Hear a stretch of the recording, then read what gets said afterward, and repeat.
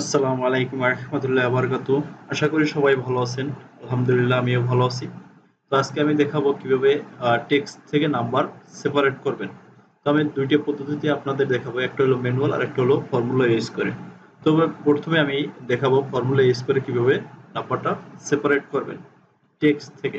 এখানে লিখবো আমি ইকুয়াল FIND ফাইন্ড নাম্বার এটিক নিচে আছে নাম্বার এটিক এরপর ট্যাব দেবো ট্যাব দেওয়ার পরে আমি এখানে সিলেক্ট করে দেবো সিলেক্ট দেওয়ার পরে যে টেক্সট থেকে আমি নাম্বারটা আলাদা করব ওই সেলটা সিলেক্ট করার পরে আমি এন্টার দিয়ে দেবো। দেখুন আমার টেক্সট থেকে নাম্বারটা আলাদা হয়ে গেছে। এরপর আমি ড্র্যাগ অ্যান্ড ডাউন করে দেবো। দেখুন নিচ পর্যন্ত ডাউন করার পরে এটাকে আমি চাইলে যোগও করতে পারবো অটো সাম দ্বারা। এই যে আমি ড্র্যাগ অ্যান্ড ডাউন করে দিয়েছি, এখানে নিচ পর্যন্ত টেক্সট থেকে নাম্বারগুলো সব আলাদা হয়ে গেছে। এখন যদি আমি এটাকে অটো সাম করি, দেখুন অটো সাম এখানে নিচে আমার অটো সাম হয়ে নেমে গেছে।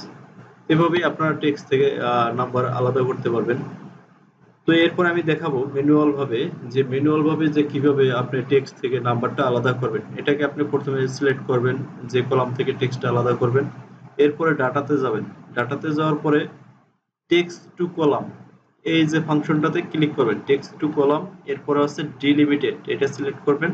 এরপরে নেক্সটে যাওয়ার পরে আপনার এখানে নামের পরে যে কমাটা দেওয়া আছে এই কমাটা আমি ইউজ করবো। আদার্সে ক্লিক করবো। আদার্সে ক্লিক করার পরে কমা দেবো। কমা দেওয়ার পরে নেক্সট। দেখুন আমার ডাটাটা কিন্তু আলাদা হয়ে যাচ্ছে। জেনারেল আর একটা হলো জেনারেল যে নাম্বারগুলো এই নাম্বারগুলো। এরপরে আমি ফিনিশ দিয়ে দেবো। ফিনিশ দেওয়ার পরে দেখুন এই যে নাম থেকে আমার টেক্সট আলাদা হয়ে গেছে। এখানে কোনো জায়গায় কমা নেই। তো আমি এখান থেকে এটাকেও আমি অটো সাম করতে পারবো। এজন্য কোনো সমস্যা হবে না। দেখুন নাম্বারগুলো আলাদা করার পরে অটো সাম এন্টার।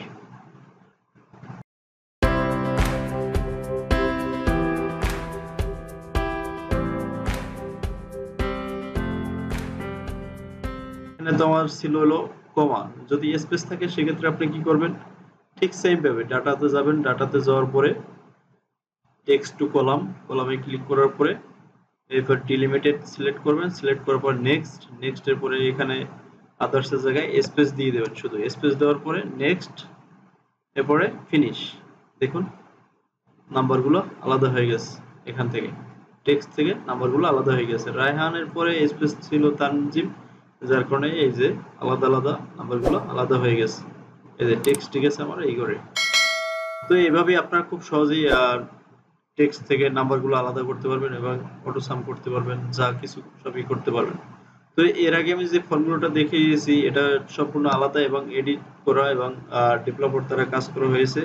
সেটা হচ্ছে যে নাম্বার এটিক এটা আপনাকে ইনপুট দিতে হবে আপনার এক্সেলের ভিতরে।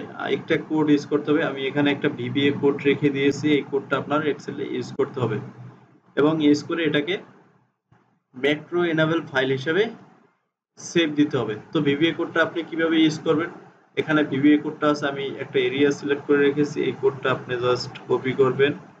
কপি করার পরে ওয়ার্কবুকে আপনি কাজ করতে চান, অল্টার সেভে F11 এ ক্লিক করবেন। ক্লিক করার পরে এই দেখুন আমি যে কোডটা ইউজ করে রেখেছি ঠিক সেম কোডটা আপনি দেখে রাখতে পারেন। এই কোডটাকে আপনার এখানে এভাবে থাকবে না, এটাকে ক্লোজ করা থাকবে। ক্লোজ করা থাকলে আপনি এখানে ইনসার্ট থেকে মডিউলে যাবেন। মডিউলে যাওয়ার পর ক্লিক করবেন। এই মডিউল এখানে এরকম ইন্টারফেস আসার পরে আপনি এরকম জাস্ট কপি করে পেস্ট করে দেবেন। আর কিছু করতে হবে না, এখানে ক্লোজ করে দেবেন। আর আপনার এক্সেল ফাইলটা ম্যাক্রো এনেবল সেভ এস করবেন।